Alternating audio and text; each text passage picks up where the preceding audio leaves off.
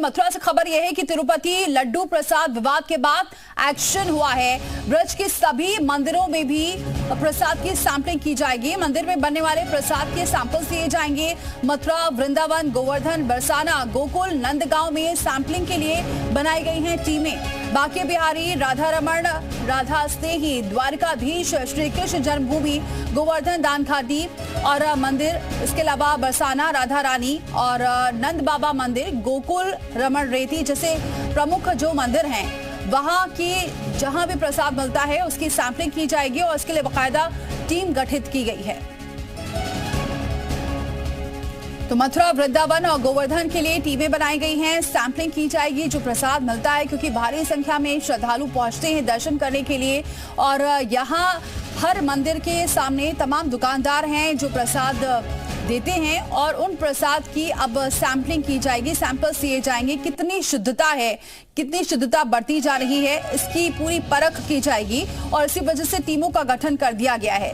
तो न सिर्फ मथुरा, अब धीरे धीरे देखने को मिलेगा कि बाकी जिलों में भी कुछ ऐसा ही देखने को मिल सकता है, क्योंकि लोगों की भावनाएं आहत हुई हैं, विश्वासघात हुआ है, ऐसा लोगों का कहना है और इसी वजह से अब मथुरा में भी ये मांग उठाई जा रही थी और अब सैंपल्स लिए जाएंगे। और चले सीधे रुक करते हैं, विशाल हमारे साथ बने हुए। विशाल, जाहिर सी बात है ये तो मथुरा का मामला सामने आया है जहां टीमें गठित की गई हैं, लेकिन अब देखने को मिल सकता है कि बाकी जिलों में भी कुछ ऐसा ही देखने को मिले कि सैंपलिंग की जाए, क्योंकि जाहिर सी बात है प्रसाद का पूरा मामला है, विश्वास का पूरा मामला है।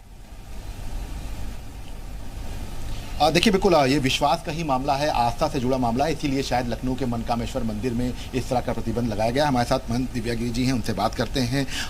ये प्रतिबंध किस लिए लगाया गया है और क्या वजह रही है?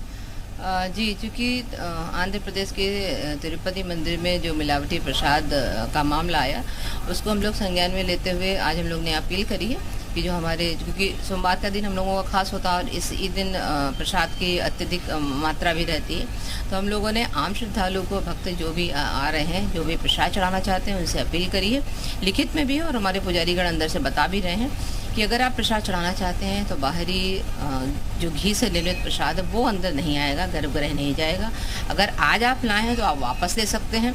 धीरे धीरे आप अपनी आदत में डालिए, जो ईश्वर को भोग लगाइए, किसी भी मंदिर जाइए, इस मंदिर या अन्य कहीं कोई मंदिर आप दर्शन हेतु जाएं, तो आप घर के बने हुए प्रसाद को ले। और ये कोई नई बात नहीं है, आप जब वैष्णो देवी मंदिर जाएंगे तो एक घटना वहाँ पे नारियल को लेके हुई, तो नारियल सारे रोक लिए जाते हैं, लोग जाते हैं चढ़ाते हैं मगर नारियल को रोक दिया जाता है, फिर उसको बाहरी तौर पर प्रसाद के रूप में ले जाते हैं। अगर कोई अंदर पिंडियों तक भोग ले जाना चाहता है तो वो सूखा ड्राई फ्रूट है, ऐसा कुछ प्रसाद वो पाक के ले जाते हैं। तो ये कोई नया विषय नहीं है, परंतु हाँ, जो मामला अभी हम लोगों के समक्ष आया वो शायद मुझे नहीं लगता इससे बड़ा कोई आस्था पे आघात हो सकता है। जो नॉनवेज नहीं लेते हैं या जो किसी भी प्रकार का इस तरह का मटेरियल सेवन नहीं करते हैं, उनको अचानक पता चलता है कि हम लोग प्रसाद के रूप में अभक्ष्य सामान खा रहे हैं, तो ये बहुत कष्ट का विषय है। इसी पे हम लोग ने आज पहल करी और हम लगातार अपील कर रहे हैं कि घर के प्रसाद को ही हम लोग विग्रह तक ले जाएंगे और अगर आप लाते हैं तो आप उसको वापस ले जा सकते हैं। विशाल, इनसे पूछिए, जो आप जो प्रसाद की बात करें, यहाँ तो प्रतिबंध लगा दिया गया है, क्या तमाम मंदिरों पर भी आप लोग इस तरह का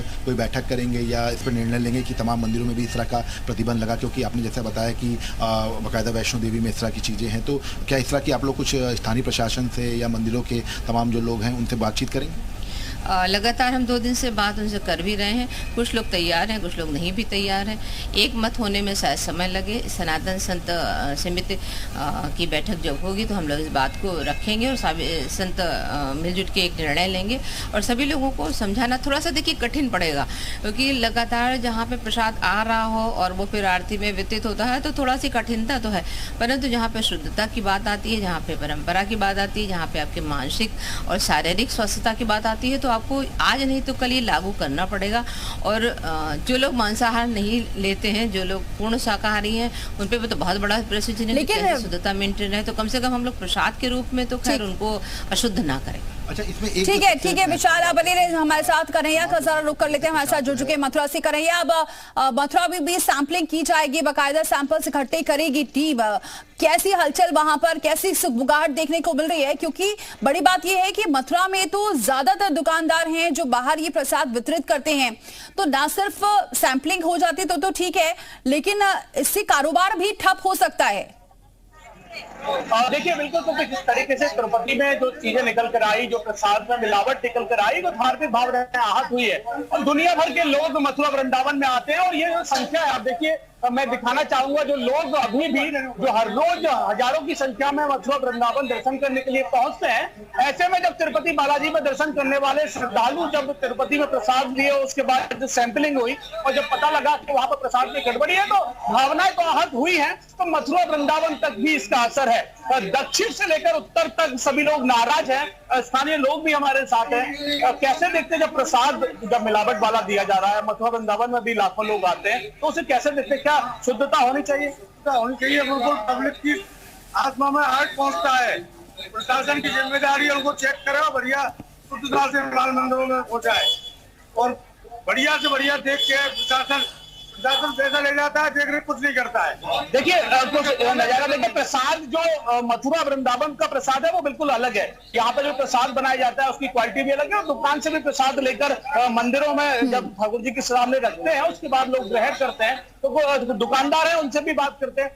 कैसे देखते हैं जो तिरुपति में हुआ? तो क्या सभी जगह सैंपलिंग होनी चाहिए और शुद्धता की जांच होनी चाहिए? हाँ, शुद्धता की जांच होनी चाहिए और उच्चतम अधिकारी बैठाए जाने चाहिए, ईमानदार आदमी, तो ठाकुर जी के प्रसाद में कोई भी गड़बड़ी नहीं हो।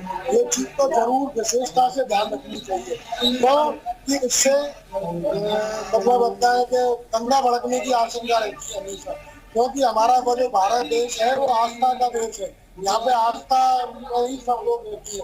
कन्हैया, इनसे पूछिए, कई लोग ऐसे हैं जो अब सूखा मेवा मंदिर में प्रवेश हो, इसका देखने को मिल रहा है कई मंदिरों में, जैसा कि लखनऊ में। क्या इसके फेवर में है ये? ईमानदार होनी चाहिए।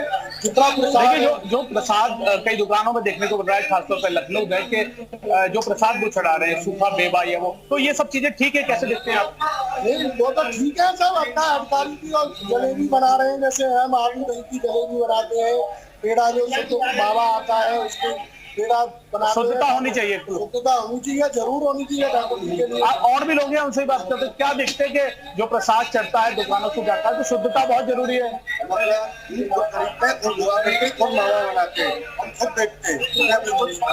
ठीक है, शुद्धता बेहद जरूरी है। कन्हैया, समय कम है इसलिए आपको रोकना चाहेंगे। बहुत शुक्रिया आप तीनों का हमारे साथ जुड़ने के लिए। तो लोगों की आस्था के साथ खिलवाड़ हुआ है और इसी वजह से सब ये मांग कर रहे हैं कि शुद्धता कायम रहे, इसका खास ख्याल रखा जाए और इसी वजह से मथुरा में सैंपलिंग की जाएगी और टीमें गठित कर दी गई है। फिलहाल इतना